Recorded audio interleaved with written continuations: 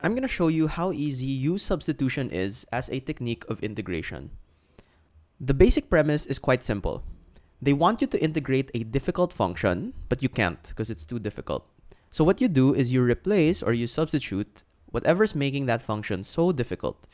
And now you have an easy function to integrate, and so you integrate it. And you'll end up with a final answer, which is the same as if you didn't substitute. So here are the simple steps that I want you to follow. First, choose a substitution to make. Second, find dx in terms of du. Third, for definite integrals only, look at your limits. Fourth, make the substitution. 5. Compute the new integral. And finally, for indefinite integrals only, substitute back again. So it seems quite abstract now, but as soon as you see how I do these examples, it will be much easier. Alright, so let's start with our first example, which is just a simple indefinite integral example. Now again, what makes this an indefinite integral is that there are no bounds of integration over here, right? It's just a plain old integral, then you have a plain old function that you want to integrate. Now looking at this function, 2x times e to the x squared, it seems a bit difficult to integrate. So I feel like we can do u substitution for this. So how do we start? Let's look at our steps. So first step, we want to choose a substitution to make. And for me, what makes this function a bit ugly is this x squared over here, right? It makes it quite difficult to integrate. So I feel like we can make that our u. So let's try u would be equal to x squared. Okay, so that's first step done already. Now the second step is finding dx in terms of du. So what does that mean?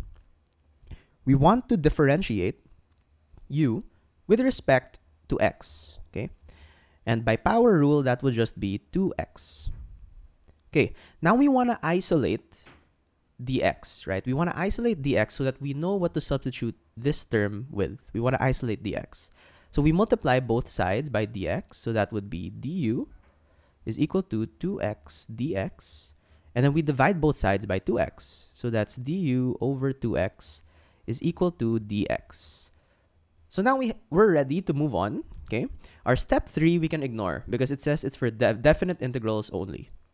So now let's move on to step 4 where we make our substitution. So let's rewrite our integral in terms of this new u that we have, right?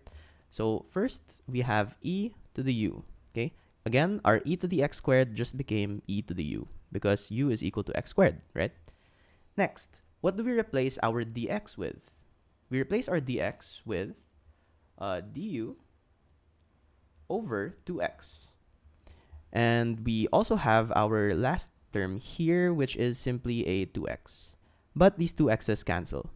So all we get now is integral of e to the u du. Okay? And now it's so much more simple, right? It's so much more simple to integrate this function. And that's the power of u substitution, right? So our next step would be to compute the new integral. So this would simply be, oops, don't mind this. So this would simply be e to the u plus c. Why? The antiderivative of e to the u is simply e to the u.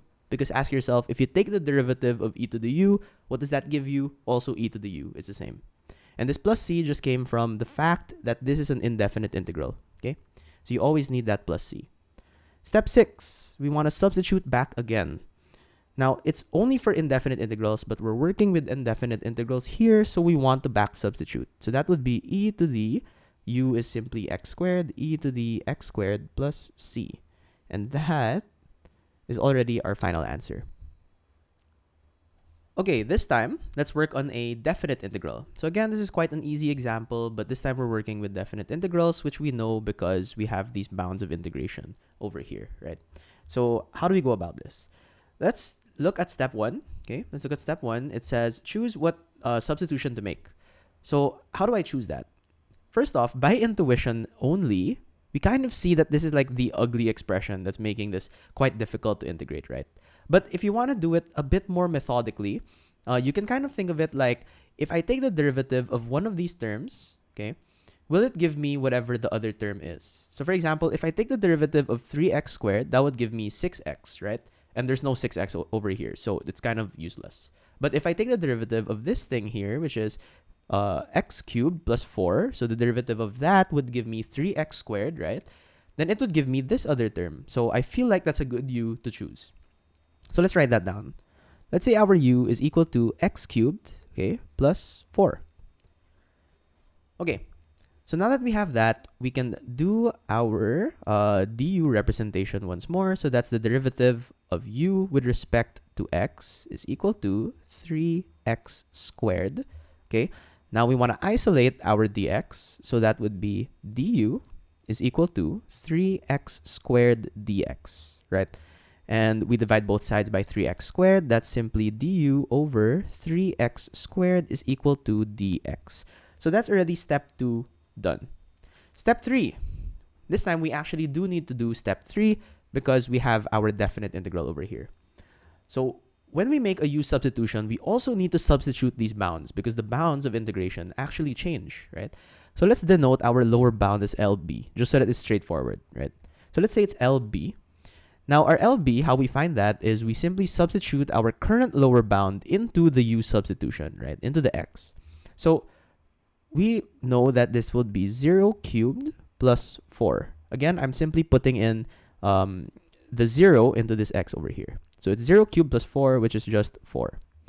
And our upper bound, let's say ub, okay, ub is equal to 2 cubed. So that's 2 cubed plus 4, which is equal to 12, right?